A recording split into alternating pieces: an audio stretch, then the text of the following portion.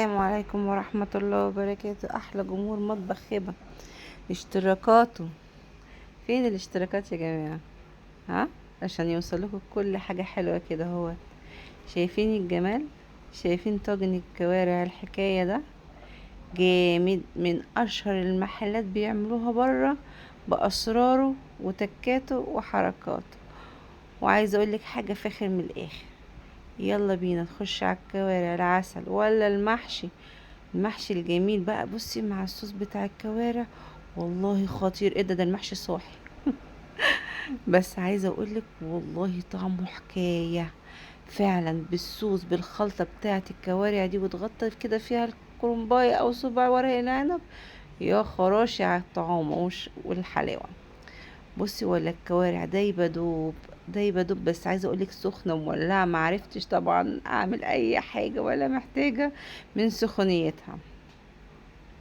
يلا بينا نخش على الكوارع ومقاديرها. اهم حاجة ننقعها ونغسلها ونخليها قشطة زي الفل، علشان يبقى طعمها جميل ومحدش يضايق. في ناس كتير تقولك ايه، بسلق الكوارع او اعملها طاجن وطعمها في كده مادة كده مش حباها فيها، او كفي طعم او ريحة.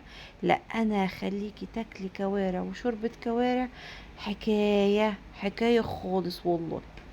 ماشي، الاول هنجيب الكارع من عند الجزار وننقعه في شوية دقيق، برضك المحلول النقع بتاعنا كالعادة، دقيق جنزبيل ملح. تمام كده اهوت، ونغسله غسلة حلوة قوي، ونحط حلة على النار فيها مية زي ما انت شايفة كده، وننزل عليه ايه، بالحاجات اللي تخليلك الشوربة دي طعمها جميل وتودالك في حتة تانية خالص. جزر، طماطم، ورق لورا، بصل.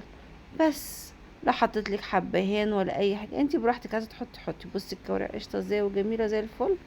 ما بحبش فيها اي يا جماعه اي حاجه سودا، او يعني سوري شعرايه او اي حاجه. ليه؟ العين بتاكل قبل اي شيء يعني، ما ينفعش. بصي الشوربه بتاعتها بعد ما اتعملت رايقه، ما عملتش ريم ولا اي حاجه. ليه؟ لاني اتشال منها اي حاجه سودا ولا اي حاجه. بصي قشطه، والشوربه بتاعتها صافيه وجميله، وعايزه اقولك ريحتها زي العسل. بصي البهارات بتاعه الشوربه عامه، اي شوربه بتاعتي انا ما بحطهاش في الاول خالص، بحطها بعد ما بتستوي. ليه؟ عشان ما تطرش وتتبخر. تمام. انا حطيت فلفل اسود، جنزبيل وملح، فقط لا غير. ليه؟ الجنزبيل والفلفل الاسمر بيديها طعم كده بس ما تكتريش في الجنزبيل عشان ما تبقاش حراقه قوي. تمام. والفلفل الاسود عشان ما تغمقش الشوربه. بصي شكل الشوربه ازاي بقى جميل بالبهارات بتاعتها. نيجي بقى للخلطة السرية بتاعت الكوارع بتاعتنا. هنجيب حلة على النار ونحط فيها معلقة سمنة ومعلقة ثوم، وهنحط في معلقة الثوم شوية كزبرة، فلفل أسمر، جنزبيل، كمون، لأني أساسي الكمون يا جماعة. تمام كده، يبقى جنزبيل، كمون، فلفل أسمر، كزبرة، ملح. تمام كده، وهنقلبهم نشوحهم تشويحة خفيفة، ما نخلاش تحمر قوي عشان ايه ما تبقاش مضايقانا في طعم الكوارع. تمام. بعد كده هننزل بالصلصة بتاعتنا ونسيبها لما تتسبك او تشكشك زي ما انت شايفة كده، ونقوم حاطين بتاع 3 معالق خل. ايوه 3 معالق خل، لا تخليها خفيفة ولا تقيلة.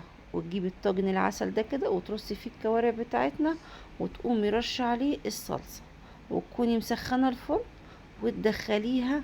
عايزة اقولك هتطلع معاكي بالشكل اللي انت شايفاه دوت. وبالصحة والهنا على قلبكم، وكل سنة وانتم طيبين على دخلة العيد، والسلام عليكم ورحمة الله وبركاته.